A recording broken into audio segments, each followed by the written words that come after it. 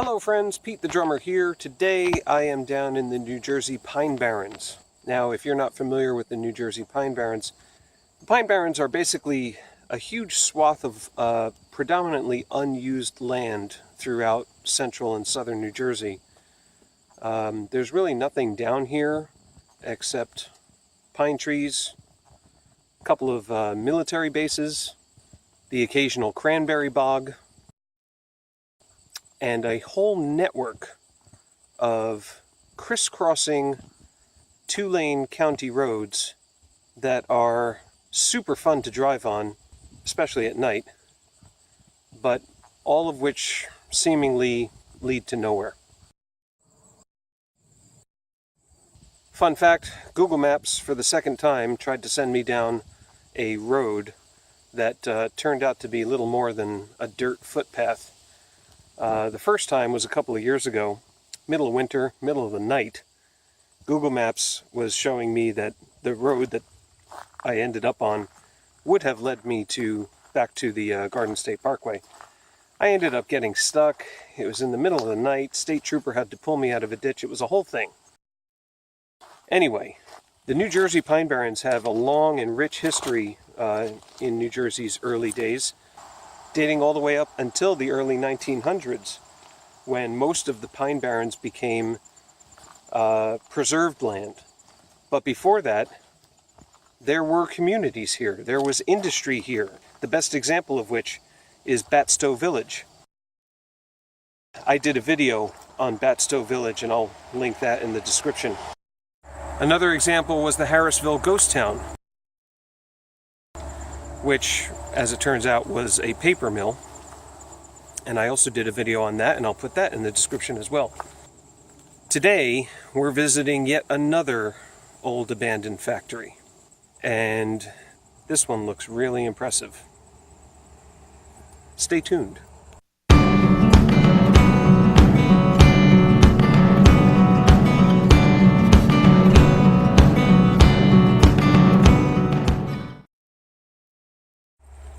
Today, we are visiting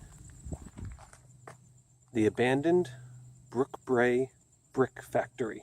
Brooksbrae Brick Factory. Brooksbrae, very tough to say. Brooksbrae, maybe. Take 10. Brooksbrae, I can't get it out of my mouth. Brooksbrae Brick Factory. Let's go check it out.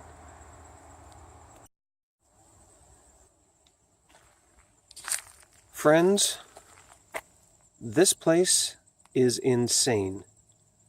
This is unbelievable.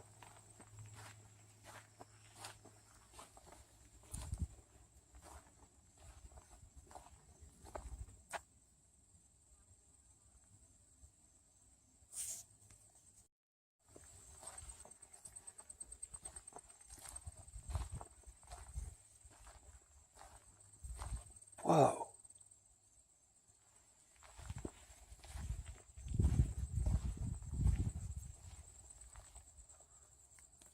Some more areas where there's some foundation here.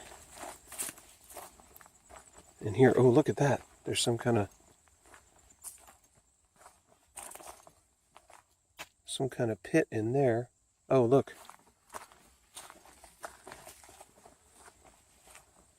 How cool.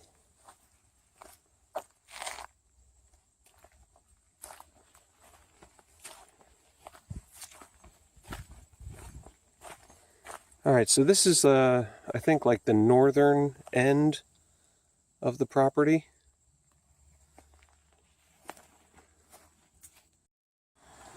So while I'm walking around and kind of reviewing the history of this place before I relay it to you in the video, I just realized it's not Brooksbrae, it's Brooksbrae. There's an S in there. Brooksbrae Brick Factory. Anyway, what is the story on this place? Well, back in 1908, a guy by the name of William Kelly incorporated his business and bought this parcel of land with the purpose of starting a brick making company. There were other what's known as fire brick factories in this area a little bit further north of here. I'm not exactly sure what a fire brick is and what the difference is between a fire brick and a regular brick, but from what I found online, there was another company that manufactured fire bricks a little bit north of here. You can look it up.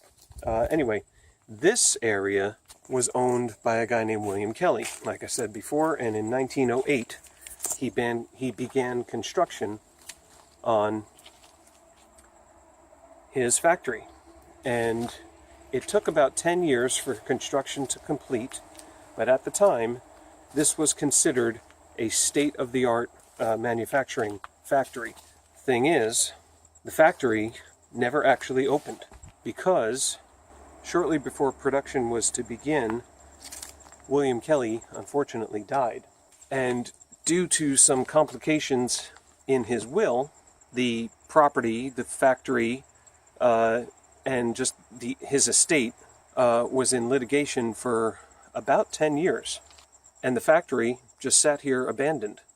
So around 1917, 1918, there was a railroad union laborers strike going on in the area. And out of concern over what may or may not occur with the striking union workers, whoever managed the estate of the Brooksbrae Brick Company, I'm just gonna stop saying it. Whoever managed the estate decided that it'd be a good idea to send a caretaker here to the factory to stay while the union strike was going on. And so, caretaker and his wife moved in to the factory here. At some point, they decided to try lighting a fire, but unfortunately, they didn't clean out the chimney flue. And while the couple slept, the whole factory burned down. The caretaker and his wife asphyxiated in their sleep. Pretty sad story.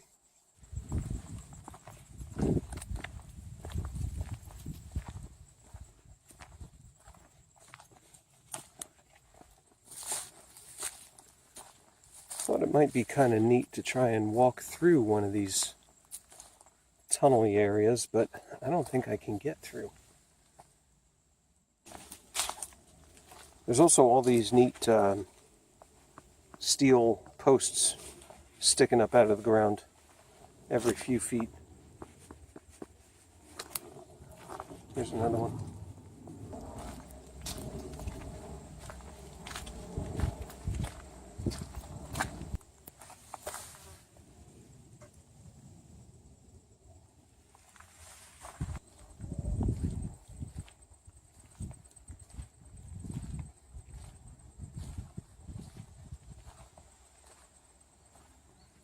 This tunnel area here is pretty clear, although there are little pits in the ground. I can't see how far deep those go.